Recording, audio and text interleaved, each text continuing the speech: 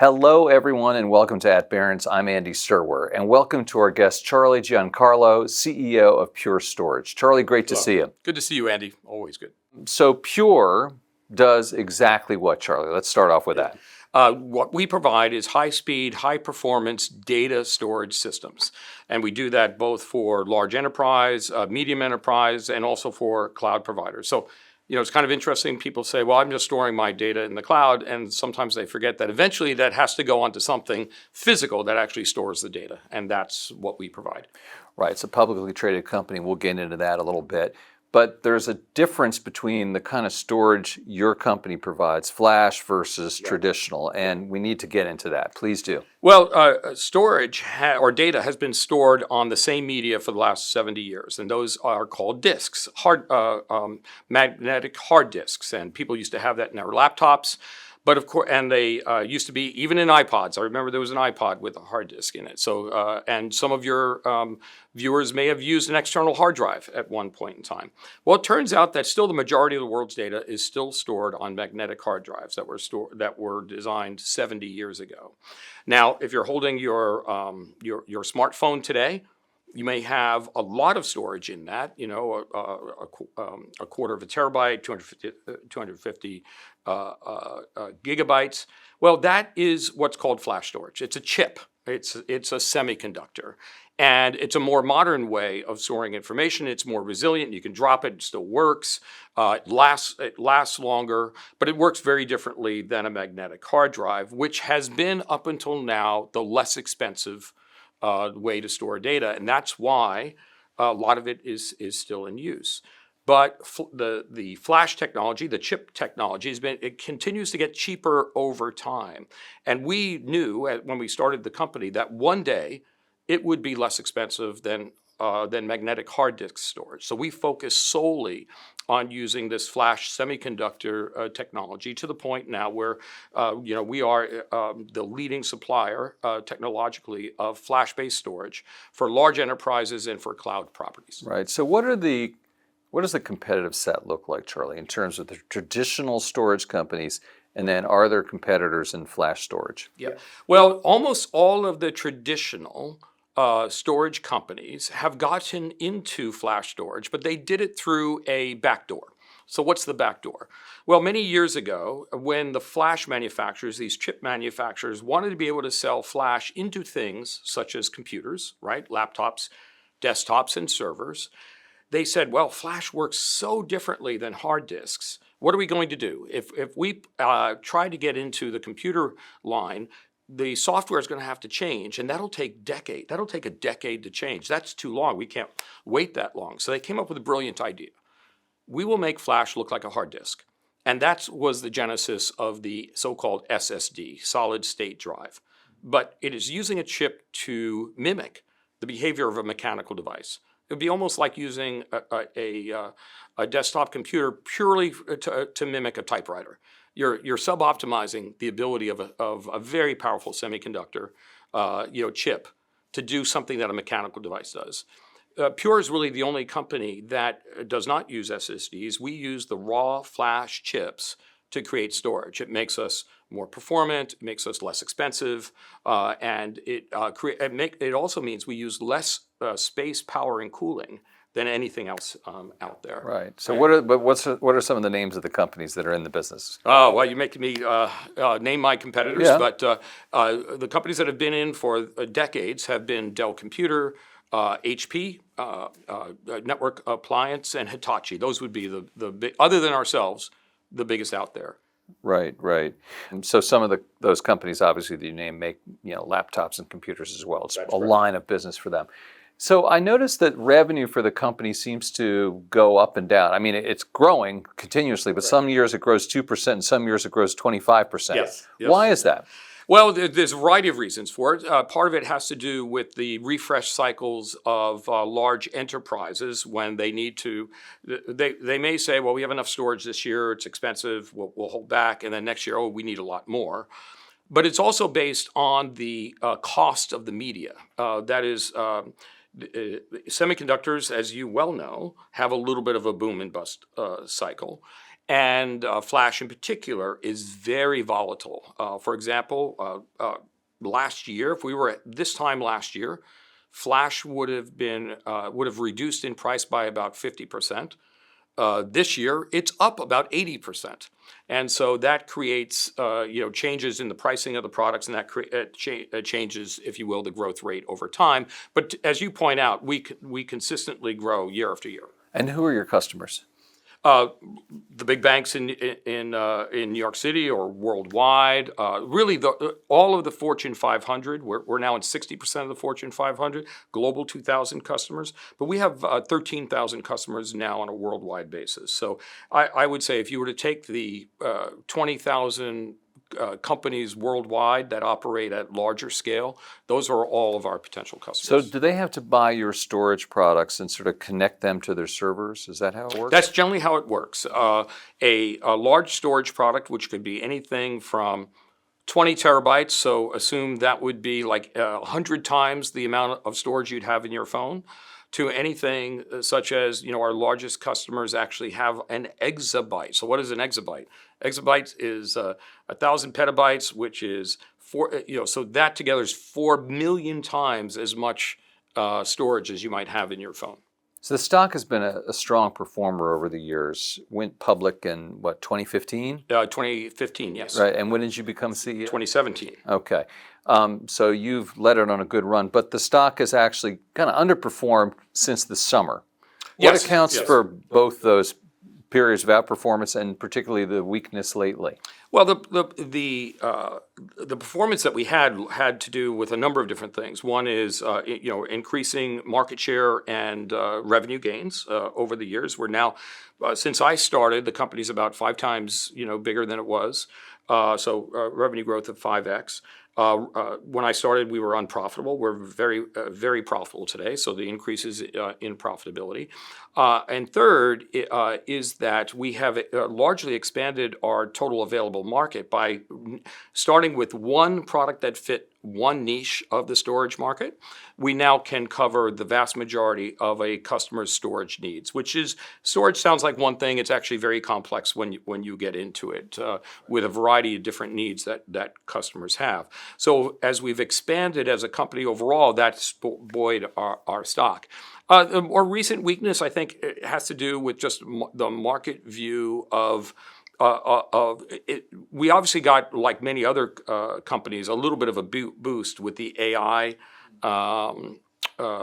enthusiasm that exists in the market, and I think that's died down a little bit. So that's, I think, a large part of just the settling into our current price.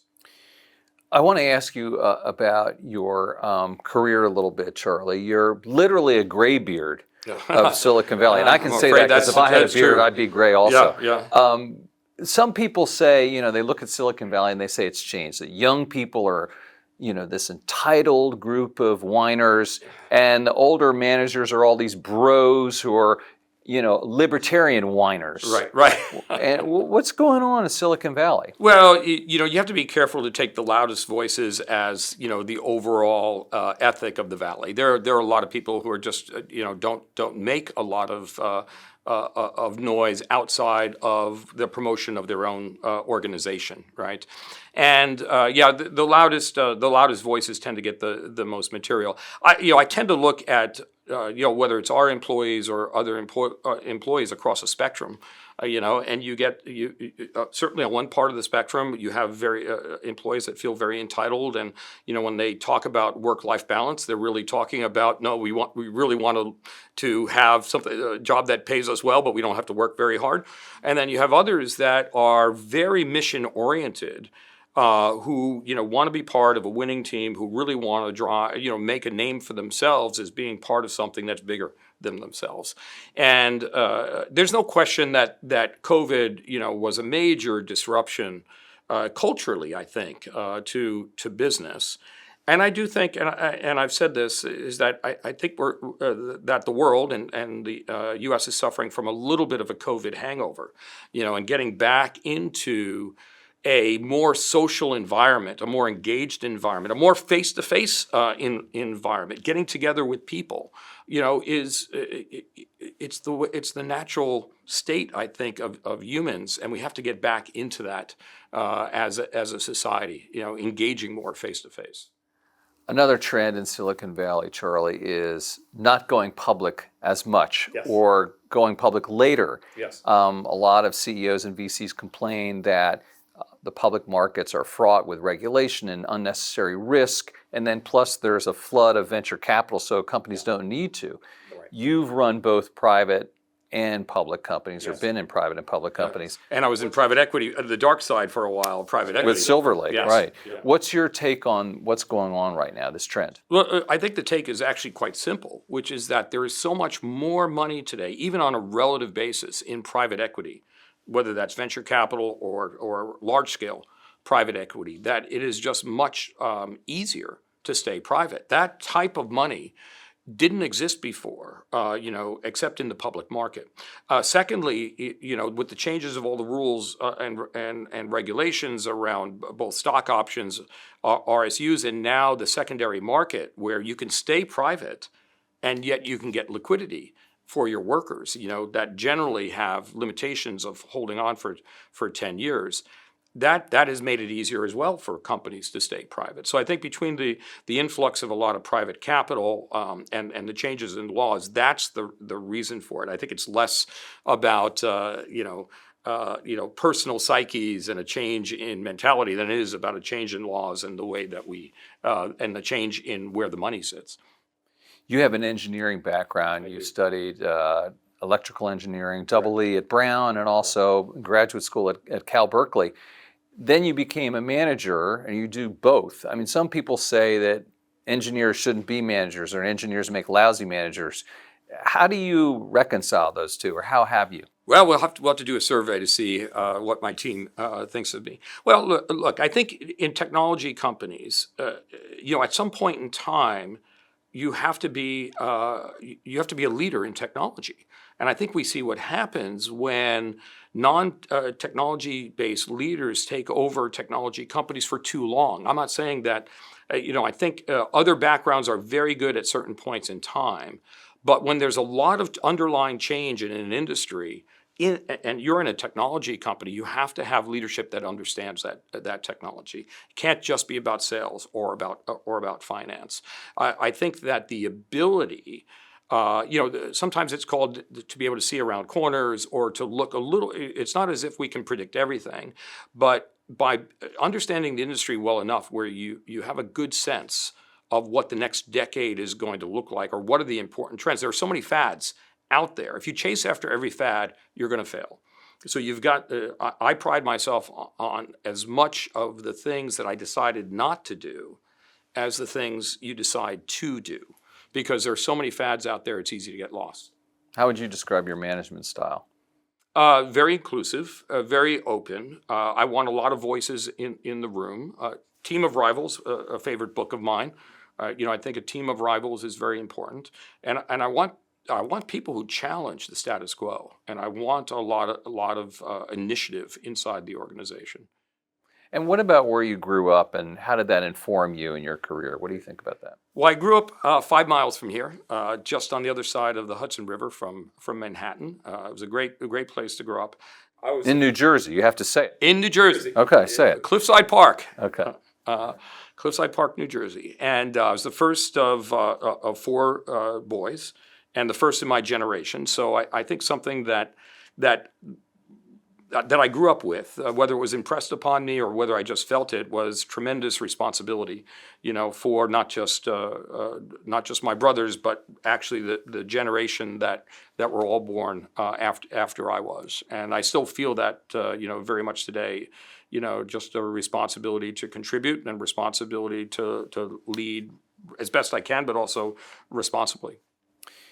People wonder if we can still make things in America, particularly technology. I don't know where you make your product, but can we still make things in America? And where do you manufacture? So we're a global company from a manufacturing standpoint. We're very prominent in Southeast Asia, but also in Europe, and in the U.S. So we manufacture both in in Houston as well as in Juarez, Mexico. Now we do use we work very closely with a number of outsourcers, Foxconn among others, if I can mention that name. Yes, the U.S. can still manufacture things, but our laws are set up, our tax laws and other laws are set up in such a way where if you want to be competitive as a U.S. Manufacturer, you have to go overseas. Really, it's a set of different tax laws, labor laws, and so forth that make manufacturing in the U.S. economically a competitive disadvantage.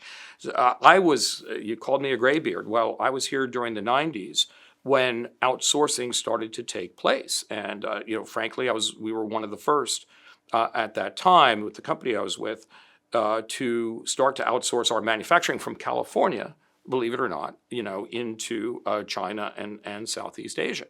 And the reason was because the cost of manufacture, a large part driven by the cost of wages, also driven by tax laws.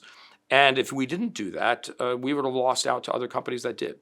So, the laws that we create in the U.S., due to tax laws in particular, do create the environment upon which U.S. business has to operate.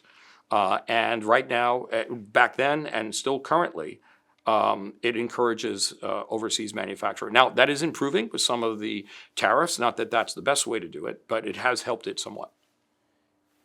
Maybe the company we're mentioning back was Cisco. Was Cisco. Okay, and I know you worked there. You were a very top executive there. So maybe one more glory days question. Well, now are the glory days for you still, but Thank you. What was it like working at Cisco, though, back during the late 1990s? Very exciting. So I was at Cisco for about 15 years, and it was incredible. The company during the 90s was growing roughly 80% year over year. Almost every year. So when I started, it was roughly a $700 million a year company, and they had acquired my company, Calpana, and when I left Cisco, it was $45 billion a year. So you can imagine what that's like. Every 2 years, it was a different company. It was a very exciting time. It went from one product to what it is today, many different products, and it was it was the company that led the building of the internet. No hyperbole. It led the building of the internet. I spent a lot of time, believe it or not, in Washington, educating government, educating lots of different people on what the internet was going to be and what it was going to mean. At the time when people didn't understand, what that was, and we led a lot of very new technologies, including, for example, and my children, saw this in our home. We had the first Wi-Fi, and now people can't live without it. So it was a very exciting time, and one always that I'll cherish. And of course, we believe at Pure we're bringing something very similar now. To our business, albeit it's one that probably will not be as visible to consumers. Right. And final question, Charlie, why should investors buy Pure Storage stock? Right.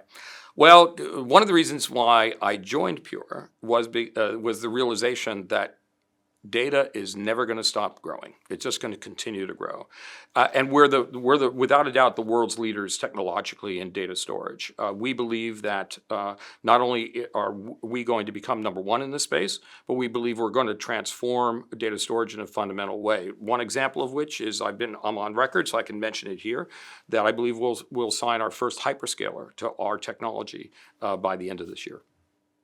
Charlie Giancarlo, CEO of Pure Storage. Thank you so much for joining us. Thank you, Andy. This is at Barrons. I'm Andy Serwer. We'll catch you next time.